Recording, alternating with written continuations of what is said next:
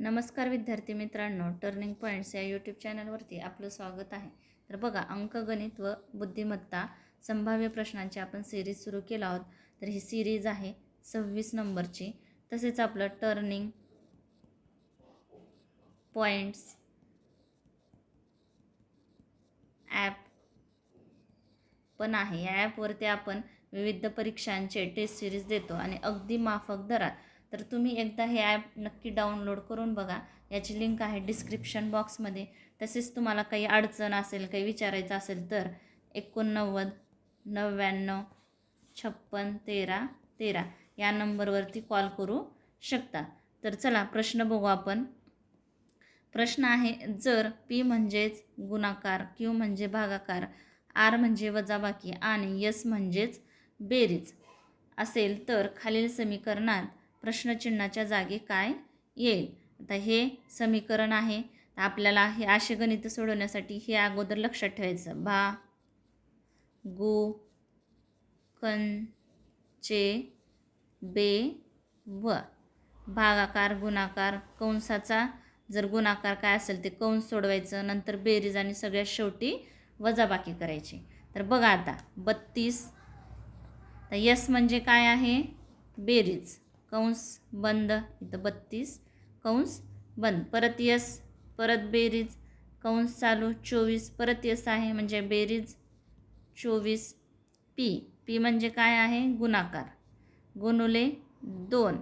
R म्हणजे काय आहे? तर वजाबाकी, वजा 60, परत यस आहे, यस म्हणजेच बेरीज 108 आणि क्यू म्हणजे काय आहे? तर भागाकार भागिले 2. आता अगोदर काय सोडायचे आपल्याला? भागाकार. बेक बे, बे पंची 10, बेचो 8. आता काय करायचं? इथं गुणाकार आहे, पण अगोदर आपल्याला काय करायचं? हे कंस सोडून घ्यायचं आहे. तर 2 आणि 2 4, 3 आणि 3 6, अधिक 2 4 आणि 4 8, 2 आणि 2 4, 48 गुणुले 2 वजा 60 अधिक 54. आता परत काय झाला? आपला भागाकार झाला, कंस सोडून घेतला, तर राहिला गुणाकार. 64 अधिक 8 दुनी 16ला 6, हातच्याला 1, 4 दुनी 8 आणि 1 9 वजा 60 अधिक 54. आता ह्या दोघांची बेरीज करायची, ह्या दोघांची बेरीज. 6 आणि 4 10, 10ला 0, हातचाला 1, 9 आणि 1 10 आणि 6 16 वजा. आता इथं काय करायचं? वजाबाकी का बेरीज? तर इथं मोठ्या संख्येचं चिन्ह काय आहे? वजा, त्याच्यामुळं वजाबाकी करायची. 60मधून 54 गेले 4, पण चिन्ह कोणतं द्यायचं? वजा का बेरजेचं? तर मोठ्या संख्येचं चिन्ह आहे वजा, तर इथं वजाच द्यायचं. वजा 4. 160मधून 4 गेले, राहिले 154. तर आपलं उत्तर काय आलं? 154 हे आपलं उत्तर आलं. चला पुढचा प्रश्न घेऊ. प्रश्न आहे, 20 पुरुष आणि 15 मुले किती दिवसात काम करतात? 10 दिवसात. पुरुष हे मुले हे दिवस. काय म्हणलं आहे? 20 पुरुष 15 मुले 10 दिवसात काम करतात, काम करू शकतात. 25 पुरुष 10 मुले हेच काम 9 दिवसात करू शकतात. तर पुरुष आणि मुलांनी केलेल्या दैनंदिन कामाचे गुणोत्तर विचारलं आहे. तर आता बघा, हे दोघं मिळून किती दिवस काम करतात? तर 10 दिवसात. दोघं मिळून म्हणल्यामुळं बेरीज. आता 10 10 दुनी 20, 200ला 200 कोण आहे? पुरुष, अधिक 15 1 15 हे 150 कोण? मुले, बरोबर. हे समीकरण तयार होते. 25 90 250 कोण? पुरुष, अधिक 9 10 90 हे मुले. आता पुरुष पुरुष एका साईडला घेऊ आपण आणि मुलं एका साईडला. 150 मुलं, इकडचे अधिक 90 वजा 90 झाले, हे मुलं, बरोबर. 225 पुरुष, इकडं अधिकचे वजा 200 पुरुष. आता किती राहिले मुलं? 150 मधून 90 गेले, राहिले 60. कोण राहिलं? पुरुष. नाही सॉरी, मुलं इथे, मुलं. बरोबर. ह्याच्यामध्ये 200 गेले, 250 मधून राहिले 25 पुरुष. तर ह्याला कशानं भाग घालू आपण? 5ने भाग घालू. 5 1 5, 5 2 10 मुलं आणि 5 5 25. आता त्यांचं गुणोत्तर काय आलं? पुरुष आणि मुलांचं गुणोत्तर आलं. पुरुष किती येतं? 5 आणि मुलं आहेत 12, म्हणजे 5 12. इथं मुलाला मुलं, गुणाकारातले पुरुष इकडं, बरोबर. 5 गुणाकारातले 12 भागाकारात. तर काय आलं गुणोत्तर आपलं? पुरुष आणि मुलाचं विचारलं आहे, म्हणजेच 12:5 हे आपलं उत्तर आलं आहे. उत्तर आपलं आहे 2 नंबरचं. चला तर पुढचा प्रश्न घेऊ आपण. प्रश्न बघा. समान लांबीच्या 2 ट्रेन एकाच समांतर दिशेने, आता एकाच दिशेने आहे म्हणजेच वेगांची वजाबाकी, दिशा एकच असल्यावर, आणि समान ट्रेन आहेत लांबीच्या, तर वेग कोणचा? 101 किलोमीटर पर आवर आणि 65 किलोमीटर पर आवर वेगाने धावत आहेत. तर वेगवान ट्रेन धीम्या ट्रेनला 30 सेकंदात पार करते, तर प्रत्येक ट्रेनची लांबी किती? आता पहिला 2 वेगांची वजाबाकी करू. 101 वजा 65 किती आले? 36 किलोमीटर पर आवर. तर आपल्याला काय विचारलं आहे? दिलं आहे त्या किती सेकंदात 30 सेकंदात पार करते. तर आपण आता इथं पर आवरमध्ये आहे, तर ह्याला आपण पर सेकंदमध्ये, मीटर पर सेकंदमध्ये रूपांतर करू, कारण की ट्रेनची लांबी पण मीटरमध्ये असते. तर याला आपण मीटर, वेगाला पण मीटर पर सेकंदमध्ये रूपांतर करू. तर 1 किलोमीटर बरोबर 1000 मीटर आणि 1 तास बरोबर 3600 सेकंद. तर 36 गुणुले 1000 भागिले 36, 1 2 1 2 0 कटलं, तर 360 मीटर 36 सेकंद. आता आपल्याला काय म्हटलं आहे?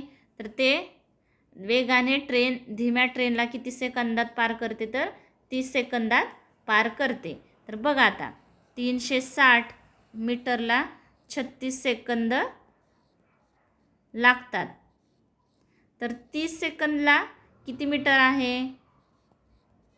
तिरपा गुणाकार 360 गुणुले 30 भागिले 36, 36 1 36. तर इथं किती आलं? इथं 300 मीटर, ह्या दोघांचा गुणाकार. पण काय म्हणलं आहे इथं? ट्रेनची लांबी विचारलं आहे, पण ट्रेनची लांबी 300 मीटर आहे का? आपल्याला 2 ट्रेनची विचारलं आहे, त्याच्यामुळं भागिले 2 करायचं. 2 1 2, उरला 1 2 5 10, म्हणजे एका ट्रेनची लांबी किती आहे? तर 150 मीटर एका ट्रेनची लांबी आहे. तर आपलं उत्तर आहे हे 3 नंबरचं आपलं उत्तर आहे. तर चला पुढचा प्रश्न घेऊ. प्रश्न बघा. 3 भागीदारांनी 6:3 3:2 या गुणोत्तरात एका व्यवसायात गुंतवणूक केली. त्यांनी त्यांचे भांडवल अनुक्रमे 7 महिने, 4 महिने, 3 महिन्यांसाठी गुंतवणूक केली असेल तर त्यांच्या नफ्याचे गुणोत्तर काय असेल? आता त्यांची भागीदारी किती आहे? 6:3 3:2. तर किती महिन्यांसाठी? 7 महिन्यासाठी गुणुले 7. ह्यानं किती महिन्यासाठी? 4 महिन्यांसाठी. आणि तिसऱ्याने किती महिन्यासाठी? तर गुणुले 3 महिन्यासाठी. 6 7 42, 4 त्रिकोण 12 आणि 3 2 6. तर त्यांचं नफ्याचं गुणोत्तर काय आहे? 42 12 12 6 आहे. पण इथं दिलं आहे का? तर ह्याला आपण याचं रूपांतर, याला अजून भाग जाते, तर आपण ह्याला 6नं भाग घालू. 6 7 42, 6 2 12, 6 1 6 म्हणजे त्यांचं नफ्याचं गुणोत्तर किती आहे तर 7-2 2-1 हे त्यांचं नफ्याचं गुणोत्तर आहे. उत्तर काय आलं तर 4 नंबरचं उत्तर आलं. तर चला पुढचा प्रश्न घेऊ आपण. प्रश्न बघा, चौथ्या पदाशी संबंधित पर्याय निवडा. ज्याप्रमाणे पहिले पद दुसऱ्या पदाशी संबंधित आहे आणि 5वे पद 6व्या पदाशी संबंधित आहे. तर काय म्हटलं आहे इथं बघा 8 6. तर इथं 8 हा 2चा घन आहे. 2चा घन 8 आणि पुढे काय दिलं आहे 6. जर आपण बेत्रिक 6 केलं तर काय ते बेत्रिक 6 म्हणजे हे प्रमाण आलं. आता इथं काय केलं आहे 12 आलं आहे. तर 12 कसं येईल तर इथं जर आपण 64 घेतलं म्हणजेच 4चा घन 4 × 16 16 × 64. आता 4 त्रिकोण 12 आलं. आता हे कशाचा घन आहे तर 7चा घन आहे. 7चा घन 343 आणि पुढे काय आलं आहे 7 त्रिक 21 आलं. तर आपलं काय उत्तर येईल इथं 64 हे आपलं उत्तर येईल. तर चला पुढचा प्रश्न आहे. प्रश्न बघा, A + B + C = 14. AB + BC + CA = 47 आणि ABC = 15. तर A चा घन B चा घन C चा घन चे मूल्य शोधा. तर आपल्याला आता अगोदर सर्वप्रथम एक सूत्र आहे ते सूत्र माहीत असणं गरजेचं आहे. त्याच्यावर आपण हे गणित पटकन सोडवू शकतो. तर सूत्र आहे A चा घन + B चा घन + C चा घन. ह्यालाच आपण कसं लिहू शकतो तर A + B + C गुणुले A + B + C चा वर्ग कंसाचा वजा 3 AB + BC + CA हे सूत्र लक्षात असू द्या. म्हणजे हे जर सूत्र लक्षात असेल तर तुम्हाला हे गणित एकदम पटकन सोडवता येईल. तर आपल्याला काय काय दिलं आहे A + B. तर हे जशास तसं आपल्याला हेच काढायचं आहे. तर A + B किती आहे 14. परत हे सूत्र लक्षात असू द्या. तर आपल्याला A चा घन B चा घन + C चा घन काढायचा आहे. हे जशास तसं लिहू + B चा घन + C चा घन वजा 3 ABC काय दिलं आहे आपल्याला 15 गुणुले 15 बरोबर A + B + C किती आहे 14 गुणुले A + B + C म्हणजे 14चा वर्ग. इथं काय कंसात घ्यायचं आपल्याला मोठा 14चा वर्ग वजा 3 AB + BC + CA किती आहे 47. तर इथं गुणुले 47 कंस हे बंद सॉरी हे नाही येणार इथं फक्त चौकोनी कंस येते. ठीक आहे. आता आपण सोडून घेऊ हे जशास तसं 15 त्रिक 45 वजा 45 बरोबर 14 गुणुले 14चा वर्ग किती आहे तर 196. 14चा वर्ग आहे 196. तर वजा तर अगोदर काय करावं लागेल इथं 47 गुणुले 3 7 त्रिक 21 21ला 1 हातचे आले 2 4 त्रिकोण 12 13 14 144. तर यांची वजाबाकी वजा 45 हे जशास तसं येणार इथं पण A चा घन B चा घन + C चा घन बरोबर 14 गुणुले 6तून 1 गेला 5 राहिले 9मधून 4 गेले 5 राहिले 1मधून 1 गेला 0 म्हणजेच 14 गुणुले 55. तर वजा 45 बरोबर 14 × 5 = 70ला 0 हातचे आले 7 14 × 5 = 70 आणि 7 77.